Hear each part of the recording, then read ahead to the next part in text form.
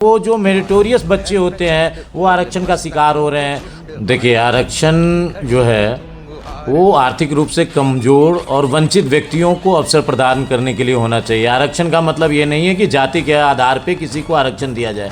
और दूसरी बात है कि आज के समय में जो ये संविधान था, आज हम कई डिकेड से आगे बढ़ चुके हैं और उस व्यवस्था के बावजूद भी आरक्षण की व्यवस्था उसी नीतियों से चलती आ रही है। तो एक खास वर्ग है जो सावर्ण वर्ग है, भूमिहार है, राजपूत है, ब्राह्मण है, कास्ट हैं, वैश्य हैं, इन सबको इस गलत नीति के चलते बहुत सारी चीज़ों के लिए ये देखना पड़ रहा है कि वो जो मेरिटोरियस बच्चे होते हैं वो आरक्षण का शिकार हो रहे हैं। और जो व्यक्ति, जो एक वर्ग है, वो उसको आरक्षण दीजिए, लेकिन आरक्षण का एक रूल होना चाहिए कि जब किसी का पिताजी कोई ब्यूरोक्रेट्स है, किसी का फादर सांसद है, किसी का, उसने आरक्षण का लाभ ले लिया, लेकिन वो 4 पीढ़ियों से आरक्षण का लाभ लिए जा रहे हैं, ऐसा नहीं होना चाहिए। आर्थिक रूप से आरक्षण देना, आर्थिक रूप से आरक्षण के नियमों को तय करना ही संविधान का पहला प्रारूप है। लेकिन यहाँ सब कुछ इन लोगों ने, जो वर्ग है उनकी एक दिशा बदल गई। अब आरक्षण में क्या है